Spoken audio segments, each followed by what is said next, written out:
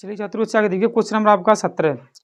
आपका एक मंदिर की ऊंचाई 15 मीटर है। ठीक है, मंदिर के शीर्ष से इसकी सड़क की दूसरी ओर बने भवन की शीर्ष का उन्नयन कोण जो है 30 अंश है तथा भवन के पाद बिंदु का अवनमन कोण जो 45 अंश है।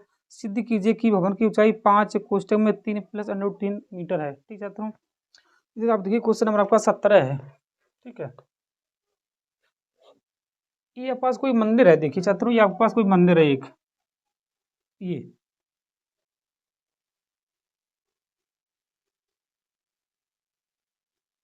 जिसकी ऊंचाई 15 मीटर है। ये 15 मीटर है। ठीक है, इसी के ऊपर मान लीजिए भवन है कोई, इस हिसाब से ऐसा, इसका कोण जो है 30 अंश है, ये 30 अंश है। ये आपका अवनमन जो है ये वाला 45 है अवनमन। अगर ये 45 है आपका, ये भी 45 ही होगा। ठीक है, ए बी सी डी, इसे आप ई मानिए। मान लीजिए भवन की ऊंचाई, अब ये आपका भवन है, ये यहाँ से लेके यहाँ तक, ये आपका एच मीटर मान लीजिए इसे। ठीक है, अब देखिए आपकी अगर बी से सी तक एच मीटर है और बी से ई तक 15 मीटर है, तो आपका ई सी कितना होगा? एच माइनस की 15 होगा। देखिए एच माइनस की 15 मीटर। ठीक है, इसे आप एक्स मीटर मानिए। ठीक है, तब आप लिखिए, देखिए माना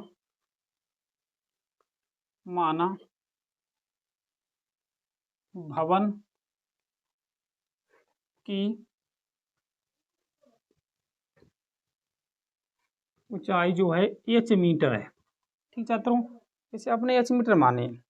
अब सर्वप्रथम आप लिखिए त्रिभुज ए बी डी में ये आपका कोण है, इसकी सम्मुख भुजा आपकी लंब होगी, ये आपकी आधार है। ठीक है, तो लंब बटे आधार आपका tan थीटा होगा। ठीक है, देखिए त्रिभुज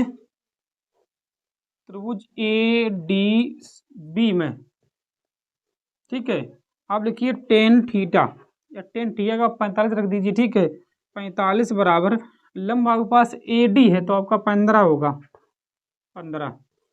और देखिए ए भी आपके पास एक्स है, देखिए ए से बी आपका एक्स है, एक्स मीटर लिखिए आप, एक्स मीटर। ठीक है, tan 45 मान आपका 1 होता है, लिखिए 1 बराबर 15 बटे एक्स, मतलब आपका आया एक्स बराबर 15 मीटर। ठीक है, अब आप त्रिभुज लिखिए त्रिभुज डी ई सी में, लिखिए त्रिभुज डी ई सी में। ठीक है, पुनः आप देखिए आपका कोण है, कोण की समभुजा आपकी लंब होती है, आपका लंब ही आपका आधार है, आपका tan थीटा फिर होगा। ठीक है, देखिए tan थीटा बराबर tan 30 बराबर एच माइनस की 15, डी आपके पास एक्स है, tan 30 का मान आपका होता है 1/√3 बराबर एच माइनस की 15। एक्स के जगह पर रखिए कितना? 15 रखिए। क्यों रखिए? एक्स समान 15 आया। ठीक है, 15 रख दीजिए। 15 इधर भेज दो, 15 बराबर √3h माइनस के 15√3, ये होगा। ठीक है, क्योंकि आपका √3 का उड़ा इसमें भी करिए, अब इसमें भी करिए। ठीक है, अब इसको इधर ले आओ। ठीक है, तब आपका होगा 15 + के 15√3 बराबर √3h।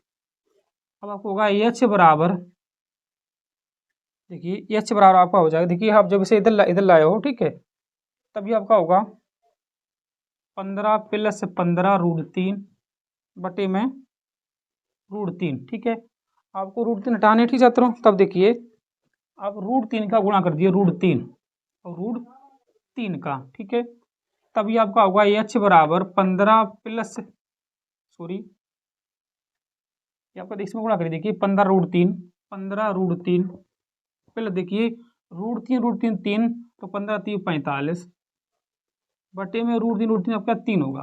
ठीक है, अब ऊपर से आप क्या काम लीजिए, आप 3 काम लीजिए, 3 बच्चे 15, 5√3, ये आपका बचा, देखिए 3 बच्चे 15 बटे में 3, अब 3 3 कैंसिल करिए, तो ये h बराबर 5√3 प्लस के 15, ये आपका आंसर है इसका। ठीक है छात्रों, या ऐसे अगर यहाँ से आपको 5 भी काम ले सकते हो, तभी आपका बच्चा। ठीक है, इसे आप नोट करिए। फिर इससे आगे देखिए क्वेश्चन नंबर आपका है 18। ठीक है, पहले से आप नोट करिए। इसका क्वेश्चन नंबर आपका 18 है, उसे देखिए। क्वेश्चन नंबर 18,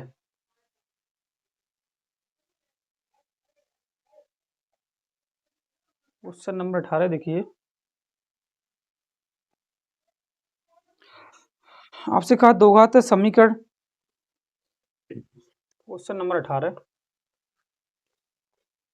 चलिए छात्रों इसे देखिए। क्वेश्चन नंबर आपका 18, आपसे कहा दो घात समीकरण 2x² माइनस के 4x प्लस 3 बराबर 0 को आप विभक्त कर ज्ञात कीजिए और फिर मूलों की प्रकृति भी ज्ञात कीजिए। देखिए छात्रों, आपके पास है 2x² माइनस के 4x प्लस 3 बराबर में 0। पहले इसका आपको चाहिए विभक्त कर। देखिए छात्रों क्या होता है, इसे आप समीकरण 1 मानिए, ठीक है। आप तुलना करिए ax² plus bx plus c बराबर 0 से, ये आपका समीकरण 2 है। अब आप लिखिए a बराबर पास तो 2 है और b बराबर आपके पास जो है माइनस के 4 है और c बराबर आपके पास 3 है। ये आपका सूत्र होता है विभक्त कर का b² माइनस के 4ac। ठीक छात्रों, अब b की जगह आप रखिए -4 का वर्ग,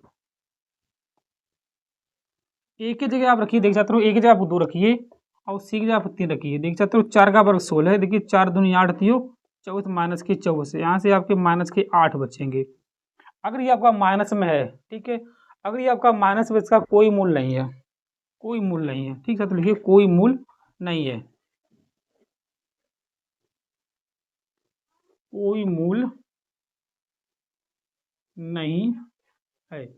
ये आपको मैंने बताया इससे पहले वाली वीडियो में, क्यों बताया कि अगर ये देखिए छात्रों, फिर बता रहे के बाद b² माइनस के 4ac ग्रेटर देन 0 है तो मूल वास्तविक, मूल वास्तविक, वास्तविक असमान, असमान, ठीक है।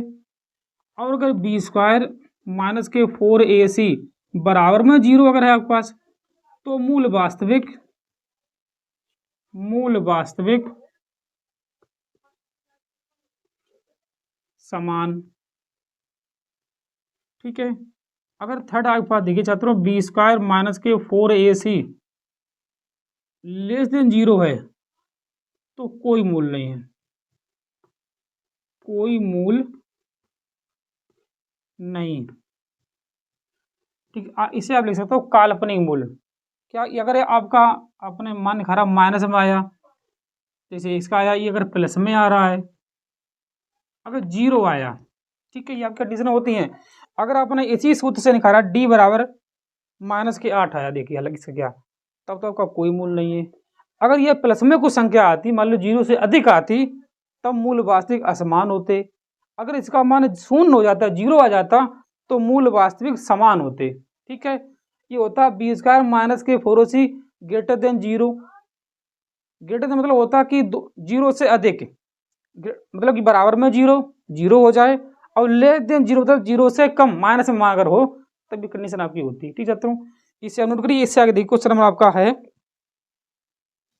ये आपका क्वेश्चन नंबर है 19। ठीक, बढ़िया सवाल है। क्वेश्चन 19 आपसे कहा दो क्रमागत धन पूर्णांक सम, दो क्रमागत धन पूर्णांक सम संख्याओं का वर्गों का योग 340 तो संख्या में ज्ञात करने। ठीक छात्रों, देखिए इससे पहले नोट करिए, ठीक है, फिर से हटाए रहे, लिखिए पहले से आप, फिर से आगे देखिए।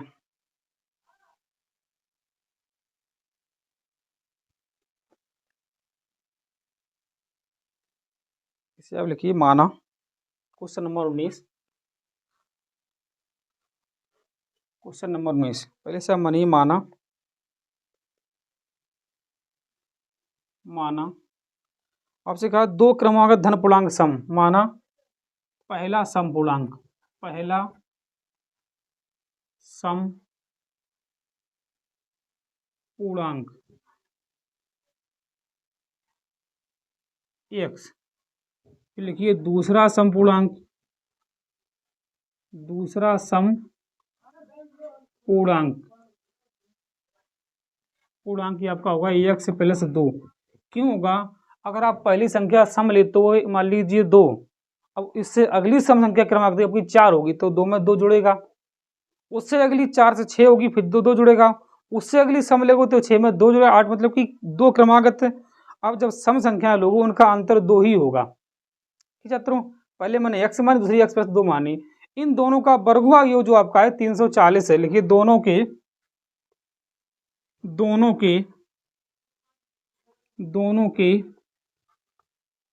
वर्गों का योग कितना है? 340 है। क्या छात्रों वर्ग होता है?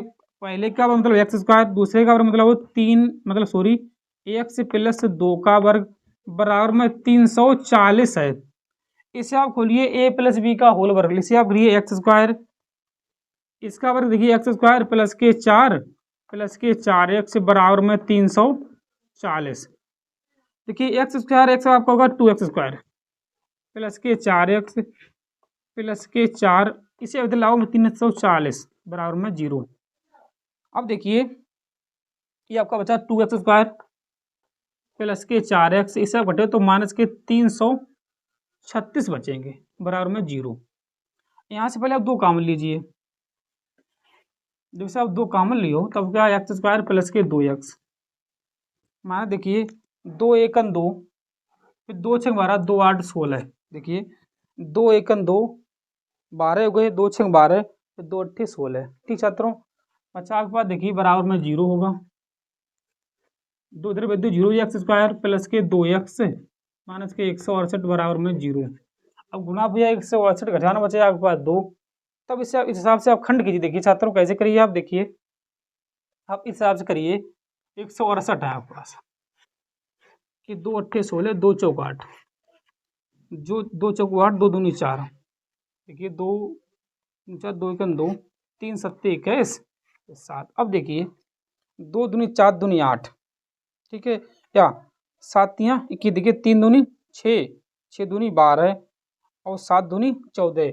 14 और 12 का गुणा करिए, कितना हुआ? ठीक छात्रों, देखिए एक्स स्क्वायर प्लस के 14x माइनस के 12x माइनस के 168 से आप x कॉमन लीजिए, x प्लस के 14 माइनस के 12 कॉमन लीजिए, x प्लस के 14। ठीक छात्रों, तो देखिए x प्लस के 14 और x माइनस के 12। अब देखिए यहाँ से आपका मान माइनस में आगे लिखिए x माइनस के 12 बराबर 0, तो x बराबर आपके पास हो गया 12, ये आपकी पहली संख्या हो गई। आप इसका मान करें तो माइनस में आएगा, ये मान नहीं होगा।